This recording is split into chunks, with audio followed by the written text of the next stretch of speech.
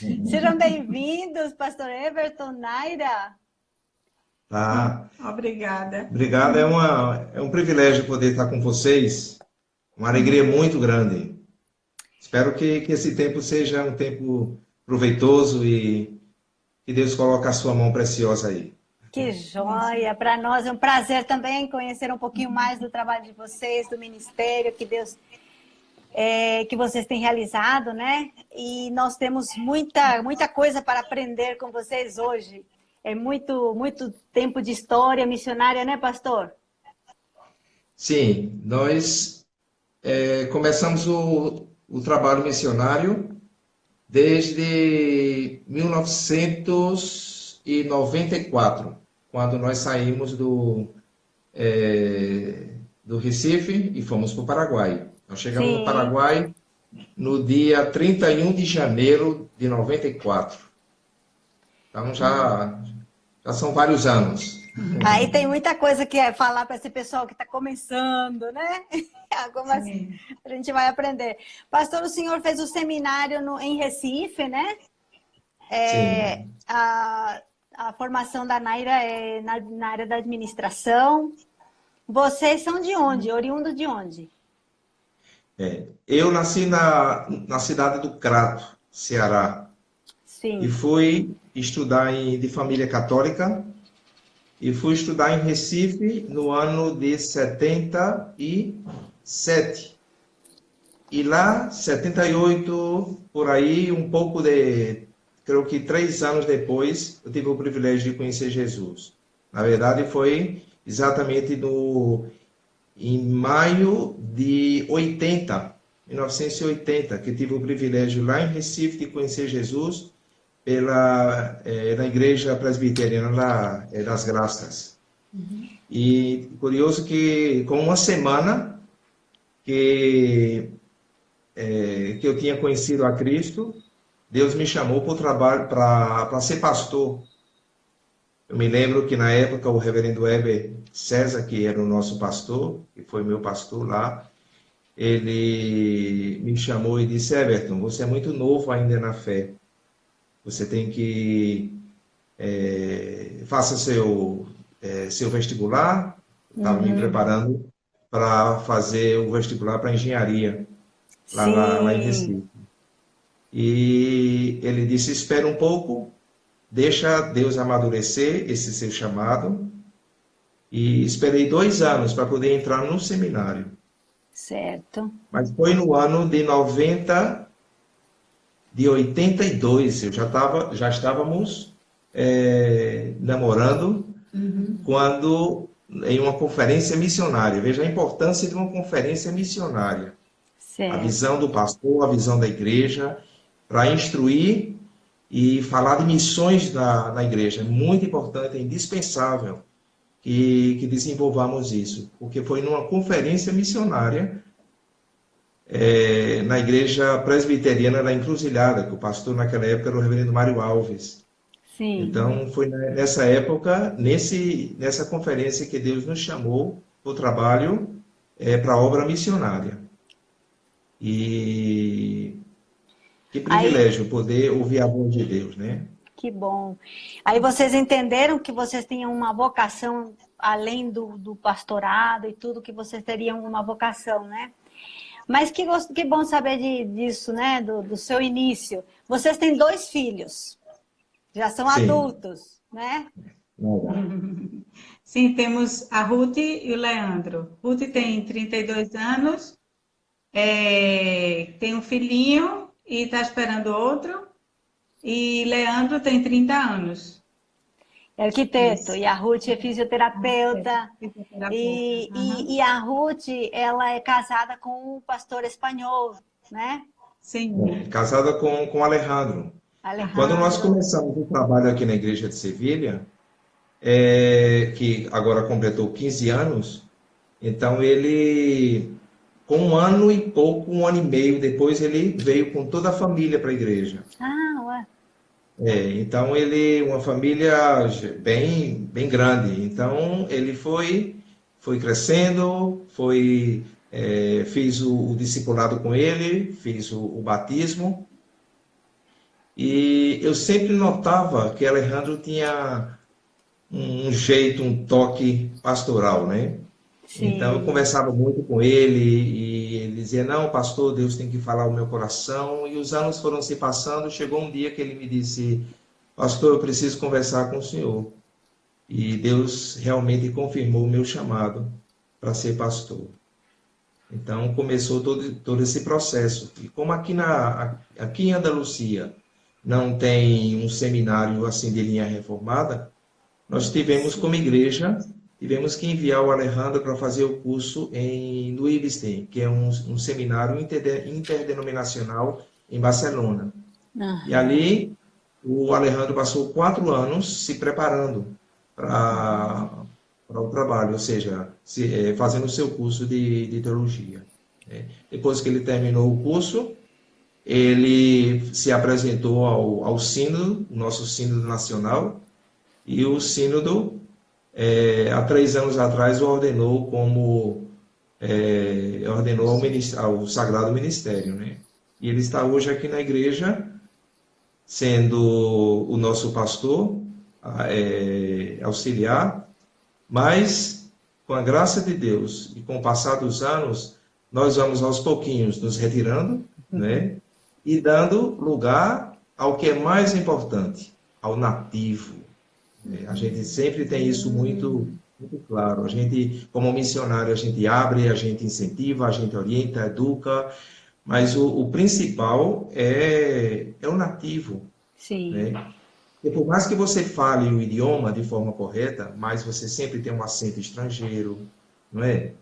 Então, ele é o povo dele, a igreja dele, é o país dele. Então, essa tem sido, desde quando chegamos no Paraguai até aqui, essa tem sido a nossa tônica, né? Dar ênfase ao nativo. É muito E isso leva importante isso. tempo, né, pastor? Porque não é de uma hora Leva para tempo. outra que você forma uma Não, liderança, você passa para não. frente. E às vezes os campos missionários sofrem com essa mudança de liderança, né? E agora está É, tendo uma continuidade, formando, acompanhando, monitorando e também dando as orientações, né? Para que pois é. ele, no tempo, possa tomar o É. bastão, né? No Paraguai, nós tivemos o privilégio de encontrar uma liderança encaminhada, porque os Sim. missionários que passaram e os missionários que estavam lá estavam fazendo um trabalho maravilhoso, né? Uhum. Mas aqui não, aqui a gente teve que começar do zero, Do zero. começar do zero.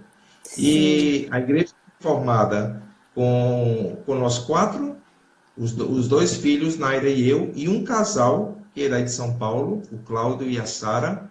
A Sara é da igreja de... Não, é de uma cidade do interior de São Paulo. Agora me fugiu a memória. Então Certo. Aí nós vamos começamos falar da daqui a nossa... pouco do começo de Sevilha. Então nós vamos Certo, agora, tá certo. vamos falar um pouquinho como o seu primeiro ministério foi lá no Paraguai. Isso é importante também, porque muitas vezes existem esses redirecionamentos ministeriais na carreira missionária, né? Deus que vai orientando. E vocês estão no segundo ministério, que vocês já estão há mais tempo. Mas o trabalho que vocês fizeram no Paraguai foi muito relevante, está dando frutos, continua. E gostaria de falar um pouquinho também sobre esse trabalho. Mas também a gente depois vai entrar no que... Depois nós vamos para Espanha, vamos para o Paraguai, vamos voltar para a América do Sul, depois a gente volta para lá, tá bom? Tá ótimo. Nesse primeiro tempo que vocês foram para o Paraguai, como foi a ida para o Paraguai para vocês? Bom, nós saímos lá de Recife, pelo menos falando do meu caso, eu achava que falava um espanhol maravilhoso, né? E agora eu vejo, depois desses anos todos, que tem muito que aprender, né? Mas nós chegamos ali no Paraguai e com aquela ideia, né, eu já sei, já conheço alguma coisa da língua, mas quando nós chegamos lá, encontramos um país bilíngue, você sabe disso, você é paraguaia, Sim. né? Encontramos o espanhol, sim, mas encontramos o guarani. Eu me lembro que a Cristina, Cristina Botelho, né, esposa do pastor Gilberto, ela era a minha tradutora, porque chegavam os irmãozinhos da igreja para fazer o aconselhamento com o pastor, e o pastor não sabia falar, porque não entendia. Sim. Então, o que é que Cristina? Eu chamava Cristina e Cristina me ajudava na tradução. E isso foi, pouco a pouco, aprendendo o idioma, crescendo e aprendendo algumas frases, algumas músicas, né, em Guarani, O hino nacional. o hino nacional. E é Muito muito bom. enriquecedor quando você conhece a cultura, quando você Sim. conhece o idioma, porque através do idioma você sabe a forma de viver do povo, a forma de pensar, as expressões, é muito interessante. Foi uma experiência, tanto no Paraguai como aqui na Espanha, tem sido muito interessante você saber entender o significado das palavras, né? Para poder se comunicar com as pessoas, se aproximar e, obviamente, levar o Evangelho de Jesus a essas pessoas, né? E Certo. quando nós chegamos no Paraguai, encontramos, basicamente, uma liderança formada, Na feita igreja. E na na igreja, igreja e nas nas igrejas, né? congregações, né? E Pois é. qual foi a diferença de ter que se relacionar, além do espanhol, tem que se relacionar com as pessoas do interior aí que falavam só Guarani? Dentro disso, temos uma experiência muito marcante. De uma vez por outra, eu estou comentando aqui na igreja de Sevilha. Chegamos uma vez, fazia pouco tempo que nós estávamos ali no Paraguai, e lá nós fomos para 4 igrejas que nós tínhamos. Naquela época estava que era presbítero Gilberto, estava a missionária Eliane Breder, tinha um grupo lá maravilhoso, né? Mas chegamos como pastor da igreja e nós tínhamos que dar assistência pastoral, celebrar a Santa Ceia nas 4 igrejas. Eu me lembro que fomos uma vez lá na igreja de 25, Colônia 25 de Abril, né? Mais ou menos o quê? Uns 50 a 60 quilômetros de Concepción. Você deve saber mais do que a gente, né? Então, chegando lá, com aquele espírito de brasileiro, de nordestino, que fala, que gesticula, que fala muito e tal, então a gente foi cantando, tocando, e foi muito interessante porque os irmãos, com todo respeito, eles escutavam, cantaram, participaram. Mas depois que terminou o culto, o presbítero Heleno me chamou e disse: pastor, posso conversar com o senhor? Eu disse: claro. Ele disse: eu gostaria de dar uma opinião sobre isso. Eu disse: diga, Heleno. Ele disse: olha, muito bonito, bom cantar, muito bom cantar o espanhol, mas nós aqui da roça gostamos muito de cantar o Guarani. O nosso Guarani é mais arrastado, mais lento. Tem algum problema? Eu disse: de forma nenhuma. Pelo contrário. E ainda hoje, estou falando de quantos anos? Quase 27 anos atrás. Isso foi tão marcante na minha vida, porque isso ajudou muito na nossa visão missionária. Porque você estuda muito, mas a prática às vezes muda um pouquinho. Sim. Não é o que o missionário quer, né? Não é o missionário não impõe, mas o missionário tem que observar esses detalhes. E com quem a gente aprende esses detalhes? Com o próprio povo, com o próprio nativo. Então, agradeço muito a vida de Heleno, um servo de Deus, que nesse aspecto me ajudou a respeitar esse limite, né? A respeitar essa parte dessa cultura deles, né? Que é cantar o Guarani. E é interessante porque às vezes eu chegava chegávamos lá em Concepción cantando um pouco arrastado, né? Eu já falo arrastado por conta do meu acento nordestino, né? Mas chegando ali na cidade de Concepción, a gente cantando e tudo, aí os irmãozinhos diziam: pastor, está cantando muito parecido com o pessoal da roça, do campo e tal. É com muito prazer que eu sinto isso, né? Então isso foi bem marcante na nossa vida, no início do nosso ministério ali, né? Na cidade, né? Que interessante. E, Naira, você foi com 2 crianças pequenas para fora do país, para toda essa confusão que o Everton está falando, como mãe, como mulher, como você se sentiu? eu acho que foi um pouco chocante quando a gente ainda estava em Recife. Aí me mostraram um vídeo de Concepción, então me mostraram o pior que existia em Concepción. Ah, Então a única coisa que eu pedia a Deus, que eu dizia, Senhor, eu vou para onde for. Eu sentia que tinha o chamado muito antes de conhecer a Everton, no Palavra da Vida, e no acampamento, Deus me converteu, depois eu senti o chamado missionário e cada pregação, cada culto que tinha o convite para missões, eu passava logo à frente. Então, eu tinha essa convicção, e tinha a convicção também que ia casar com um pastor. certo. E quando eu conheci Everton, ele não era pastor, ele tinha passado no vestibular para fazer engenharia.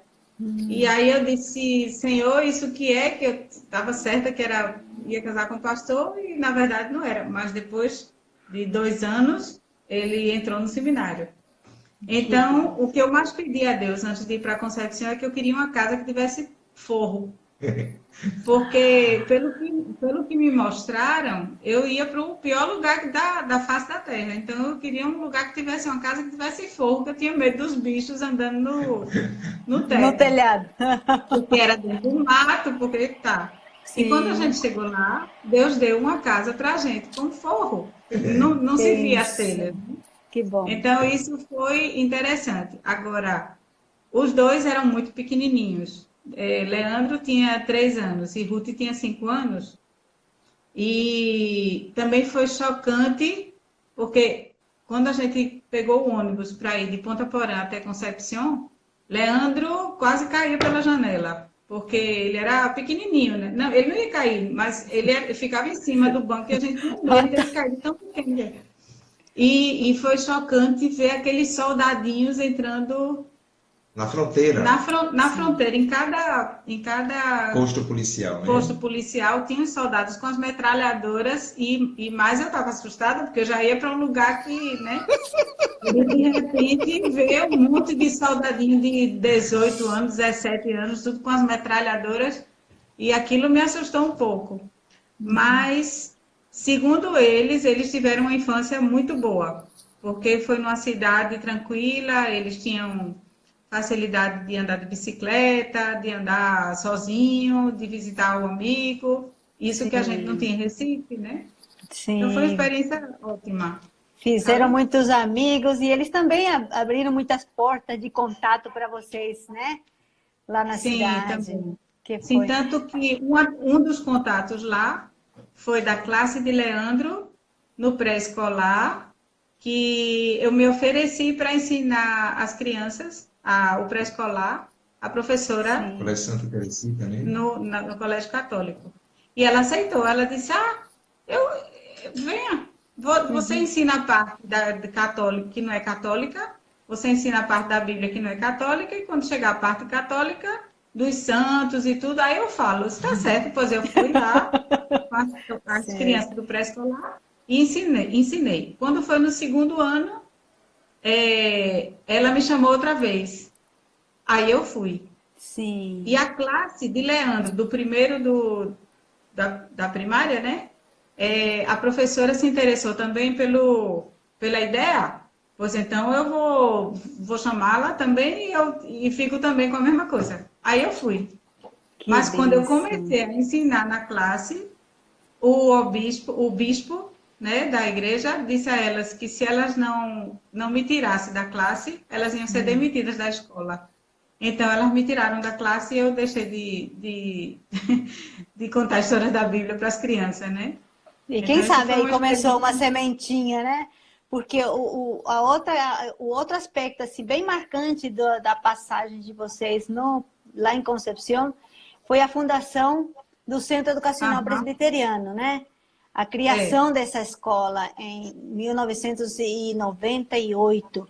Qual foi a motivação para que vocês criem essa escola? Antes de ir ao Paraguai, eu era professor, coordenador e capelão do Colégio Evangélico Agnes Eskinen, lá em Recife. E ao longo do nosso ministério, sempre fomos caracterizados pela área da educação, tanto Naira como eu. Incluso Sim. Naira, antes de fazer administração de empresa lá no Recife, ela tinha vontade de fazer pedagogia. E era o seu desejo, né, de fazer. Então, sempre o nosso ministério foi caracterizado por isso. Me lembro que quando eu fui conhecer a cidade, a igreja de Concepción, eu fui com o presbítero Azul Ferreira, em julho de 93, justo no aniversário da cidade, da igreja de Concepción, que é o dia 14 de julho de 93. Sim. Então, ali, eu vi, ao lado da igreja de Concepción, aquele terreno bonito que tem, né? Creio que ainda está ali, né? Aquela parte. Tá. Então, eu disse, isso aqui daria excelente uma escola. Né? Depois eu fui conhecer que o desejo do reverendo Evandro, que foi o fundador ali, o desejo dele, inclusive ele já tinha um projeto de formar uma escola ali. Sim. Eu me lembro que um dia nós já estávamos morando lá em Concepción, chegou o reverendo Evandro para nos visitar a igreja e tudo, ele sempre, quando podia, aparecia lá. E eu disse para ele, pastor, o nosso sonho, o nosso desejo, que faz parte do nosso ministério, né, é fazer uma escola, levantar uma escola aqui. Sim. Aí eu me lembro, fico até emocionado em lembrar disso, porque ele parou, encheu os olhos d'água, o reverendo Evandro, me deu um abraço e disse, Everton, você vai realizar o meu sonho, que é levantar uma escola aqui nessa cidade. Só que o sonho dele era construir ali, no terreno da igreja. Certo. E o nosso também, inicialmente, foi construir ali. Mas como Deus tem os seus planos e os seus propósitos, nós alugamos uma casa, inclusive a casa ficava justamente em frente ao obispado, né, o palácio do bispo lá em Concepción, e ali alugamos uma casa. E o colégio, o CEP, foi fundado com muita oração. Nós passamos 4 anos. Primeiro, os primeiros 4 anos do nosso ministério em Concepción foi trabalhando com a liderança, organizando a área econômica das 4 igrejas, organizando também as igrejas. Estava um pouco desordenado em alguns aspectos. E certo. Passamos esses 4 anos, inclusive tentando organizar, fazer cursos bíblicos com os líderes locais da roça e da cidade também. Então, depois desses 4 anos que a gente viu as igrejas mais ou menos organizadas, aí começamos o processo de documentação, de buscar um local para fundar a escola. E no dia 14 de fevereiro de 98, fizemos, inclusive com a presença do reverendo, do presbítero Azul, dos outros missionários, fizemos o culto de inauguração da escola. Né? Certo. Começamos a escola com 32 alunos. Já no primeiro ano, uma casa alugada. Bênção demais. Que bênção esse ministério aí. E hoje continua a escola, o pastor Marcelo está lá também, dando continuidade também, e outras lideranças locais também assumindo liderança, e outros missionários que já passaram, e a obra do Senhor vai continuando, né? E isso o Senhor... é importante. Sim. Isso é que é importante, Emma, porque você vai, cada missionário coloca o seu grão de areia, né? A gente deu um pontapé, certo. Mas depois que a gente saiu, você ficou... O pastor Cornélio ficou como diretor. Eu me lembro que vocês foram, a gente comprou uma parte pequena.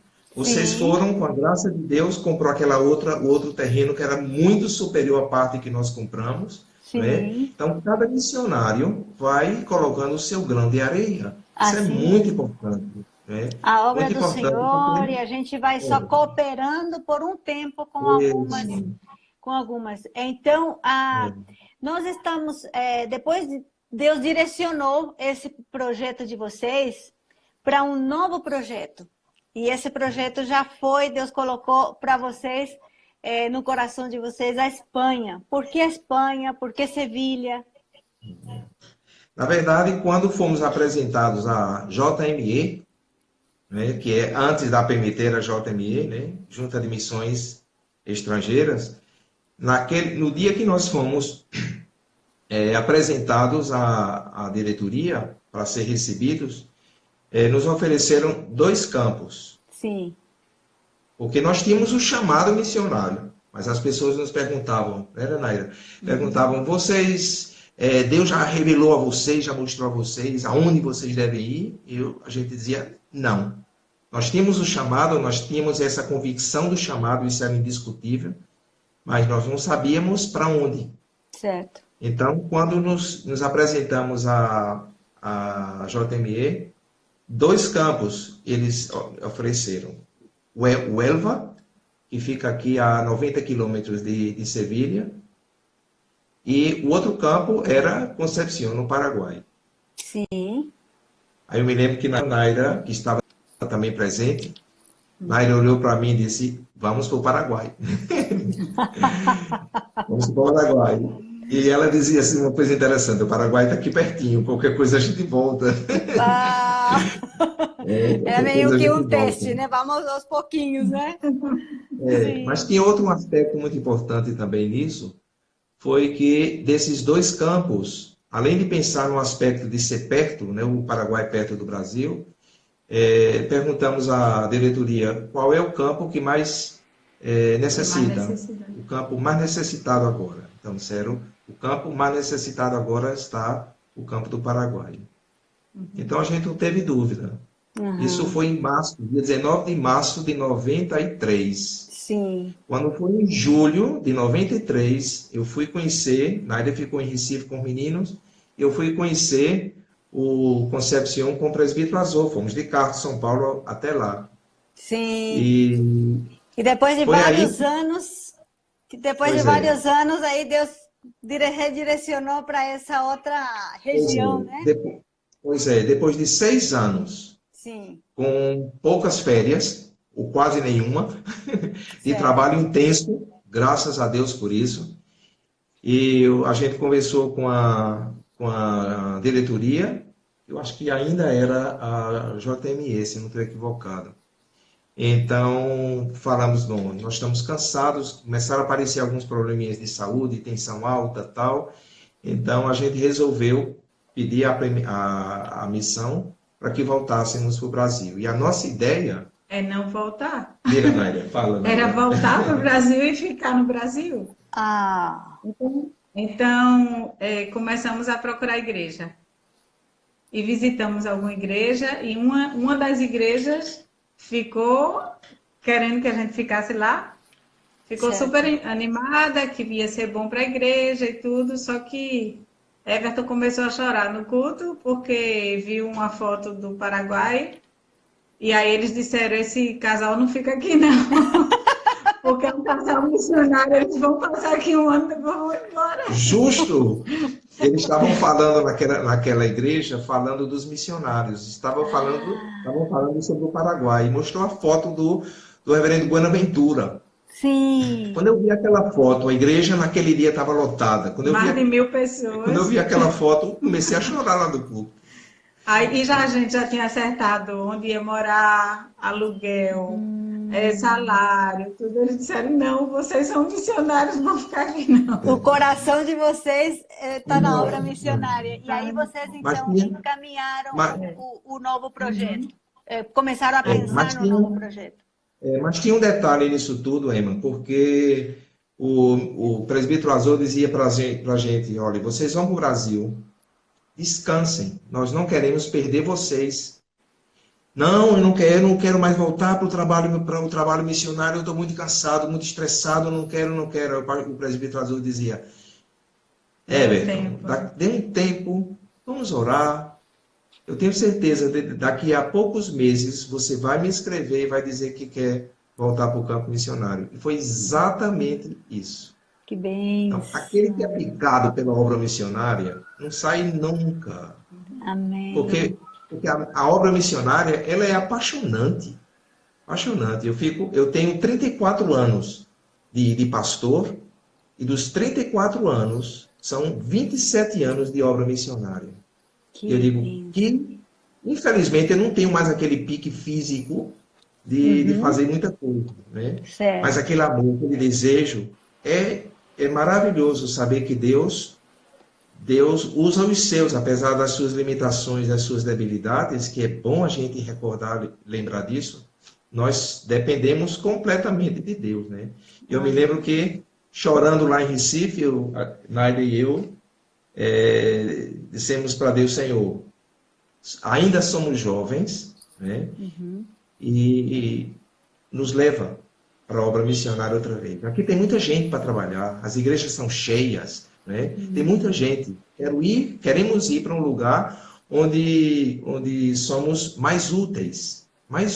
Ainda temos gás suficiente para trabalhar e te servir. Então, passamos 2 anos lá em Recife, preparando documentação e papelada, essas coisas todas. Passamos 8 meses esperando o visto para vir aqui para a Espanha. Sim. Então, nós chegamos aqui na Espanha no dia 8 de no dia 8 de agosto de 2002. É importante que antes de vir, a gente reuniu a Ruth e Leandro, explicando para ver se eles estavam de acordo, e eles estavam de acordo e decidiram vir também. Não foi nada contra a vontade deles, eles estavam conscientes do que estavam fazendo. A família sempre no mesmo projeto. O mesmo projeto. Que E é muito importante os pais respeitarem a opinião dos filhos. E Deus pode falar também. E é tanto que Ruth hoje é casada com um pastor. Pensa E ela me disse uma coisa interessante. Papai, se eu fosse um homem, eu ia ser um pastor. Ai, que gostoso. E ela é uma missionária, bênção. E vocês chegaram em Sevilha, não tinha igreja, já tinha igreja. Como foi esse processo e como está sendo o projeto de vocês em Sevilha? Nós viemos para cá, a igreja de Huelva já tinha um pastor, então já não seria o Huelva. Então foi ideia do presbítero Azor da gente vir para Sevilha. Só que o nosso projeto inicial era formar um seminário para os gitanos, para os ciganos. Só que quando a gente chegou aqui, Everton veio todo preparado, ia montar o seminário pela necessidade, que os pastores ciganos não tinham tanto preparo. E quando nós chegamos, descobrimos que eles não queriam preparo. Então, não tem necessidade de um seminário para ciganos, porque eles não querem. Eles querem do jeito deles. É um tipo de culto diferente deles, né? Sim. Então, o nosso projeto do seminário se acabou. Mas no meio disso, o pastor Carlos Del Pino, ele nos deu uma dica. Antes, nessa época, ele estava, se eu não estou equivocado, estava fazendo um doutorado em Madrid. E antes de voltar para o Brasil, naquela época, ele disse: Everton, aí em Sevilha tem o centro, o IESF, Instituto Espanhol de Evangelização a Fundo. Certo. E lá existe um homem chamado Máximo Álvares, que ele é um contato excelente para você fazer contatos na cidade. Porque a gente não conhecia ninguém, não conhecia nada nem ninguém. O presbítero Inácio, que hoje é o pastor Inácio, esposo da missionária Edilene, ele nos buscou no aeroporto, nos levou para casa, e obviamente tem que voltar para sua casa. Claro. Nós ficamos os 4, não conhecíamos nada nem ninguém aqui na cidade. Mas foi através do IESF, né, que é esse contato indicado por Del Pino, que conhecemos a igreja reformada espanhola. Entendi. Eu me lembro que quando o pastor da igreja, o pastor Emílio Monro, nos conheceu, nos pegou para trabalhar com eles. Por isso, pedimos permissão à nossa agência, a PMT, para trabalhar com eles. E passamos 2 anos, quase 3 anos, trabalhando com eles na igreja reformada. Né? Sim. Mas aí, depois disso, voltamos para o Brasil para renovação de contrato e tudo isso, e aí já voltamos com o nosso novo projeto.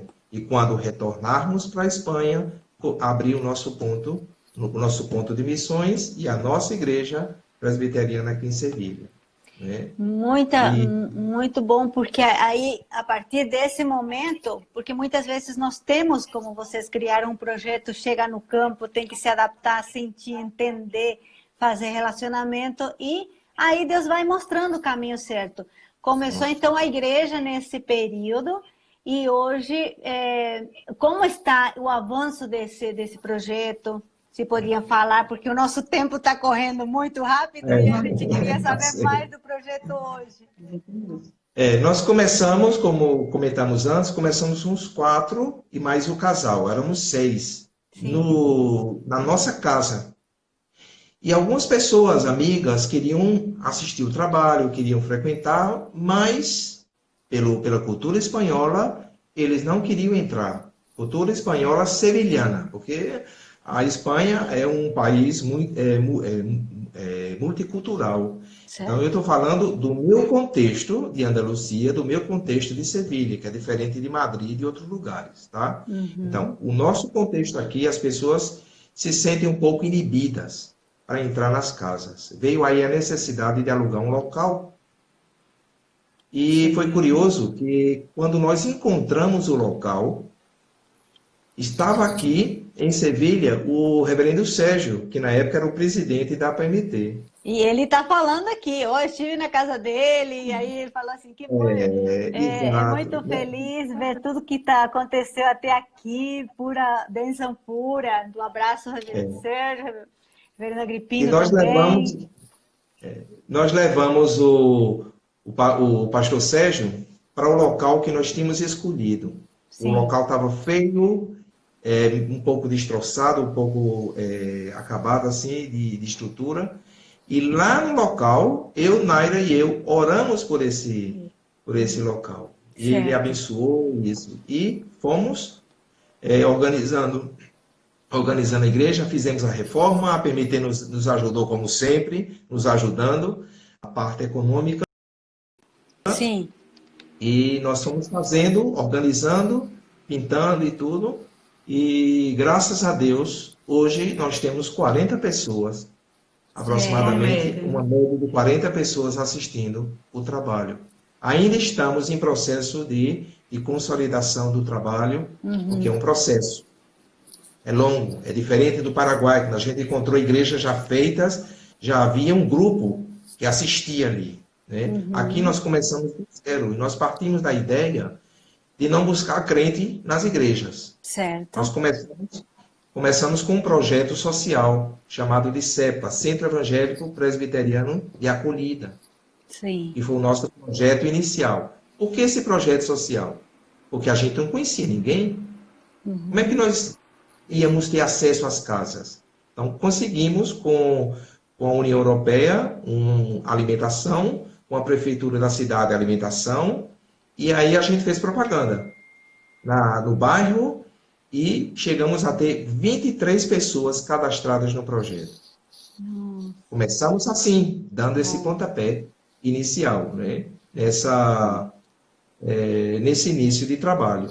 Graças a Deus, o projeto foi mudando, as pessoas foram se aproximando, chegando na igreja e tudo, então a gente foi, de uma forma ou de outra, se adaptando à nova realidade. Graças a Deus, depois de 10, 11 anos, tivemos o privilégio de ter o nosso próprio local, comprado pela IPB via APMT. E é curioso que quem estava no local novo da igreja e que orou por nós foi outra vez o reverendo Sérgio. Olha, Paulo. Deus foi usando ele no processo que vocês também foram caminhando, né? Pois é. Então, hoje a gente está nisso. Formação de líderes locais, organizando a igreja. Compramos esse local, graças a Deus, mas ainda estamos dando forma a esse local, né? Precisamos colocar uma parede, organizar uma coisa ou outra, mas graças Certo. a Deus já temos, e temos pessoas que Deus levou ali. Então, e graças a Deus que agora a gente tem até um pastor nativo, né? Que é o Nativo que também Alejandro. já está sendo, pegando o bastão Pois aí. é. Até uma pessoa que perguntou, também nossos internautas que deixaram também essa pergunta na nossa caixinha de perguntas, né? Quais são os desafios para a evangelização nessa cidade?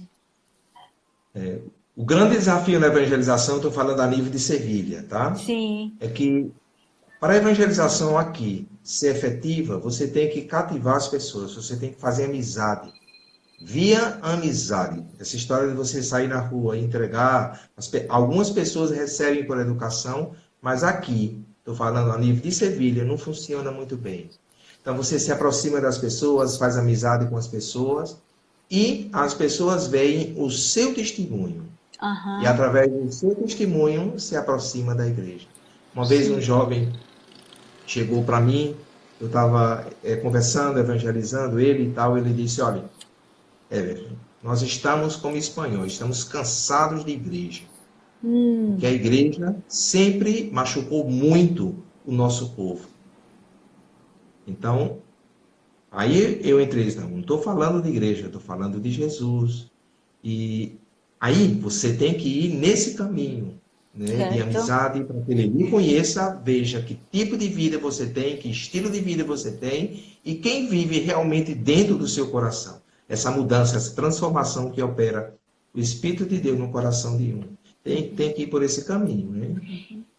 Outra pergunta que nós tivemos aqui dos nossos internautas é se o esporte abre portas também para esse contato, para essa evangelização é necessário. Há possibilidades, há portas abertas para entrar nas... Nós temos um missionário nosso. Nós temos um missionário nosso, que é o reverendo Jânio.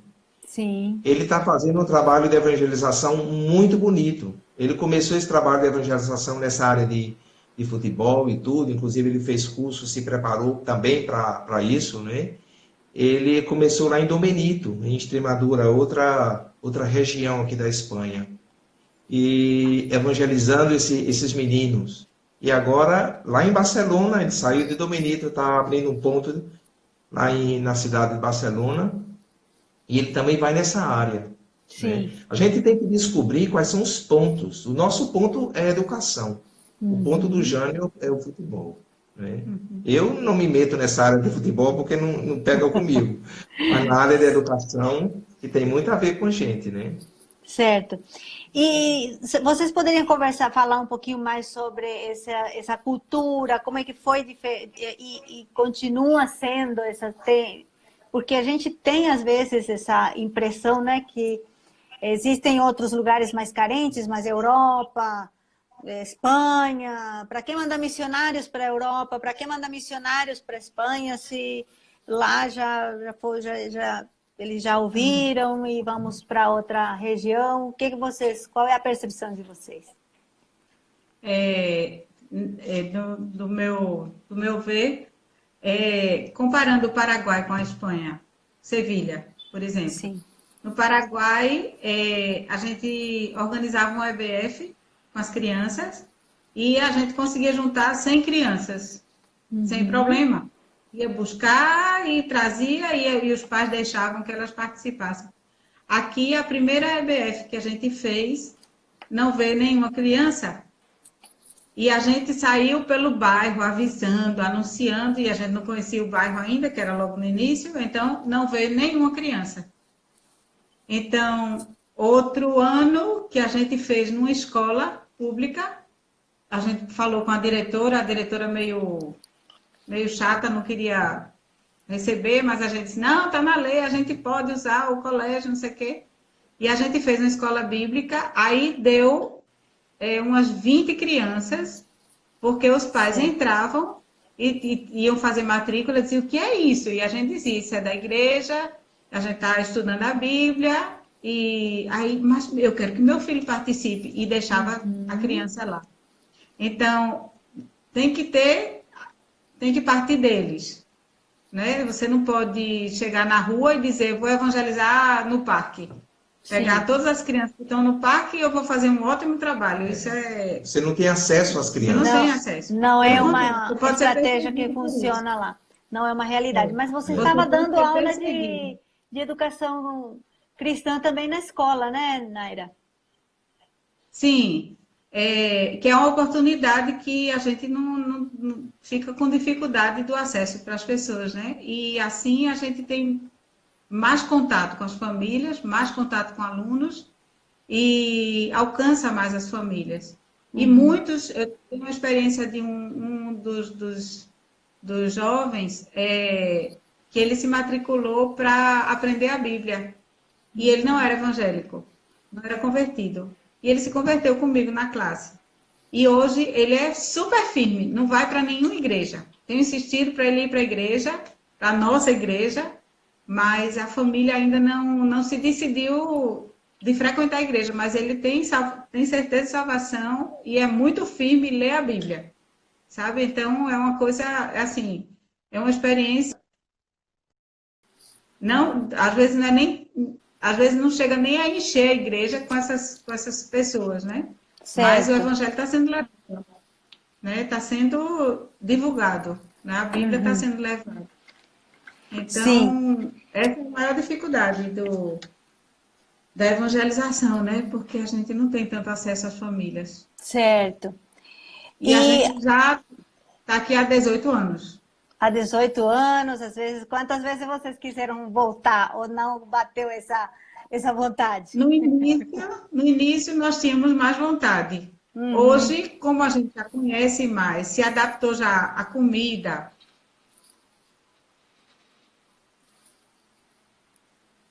Estamos aqui, parece que parou um pouquinho. Aqui parece que está dando alguma. Vamos ver se eles voltam aí, que tá com. Travou um pouquinho a internet deles. Travou para vocês aí também?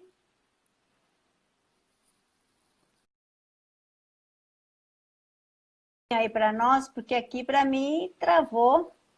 Opa, a Naira saiu. Vou tentar chamar de novo. Para a gente finalizar, porque já estamos bem no finalinho, no final. Vamos ver se ela continua aqui, se ela entra de novo.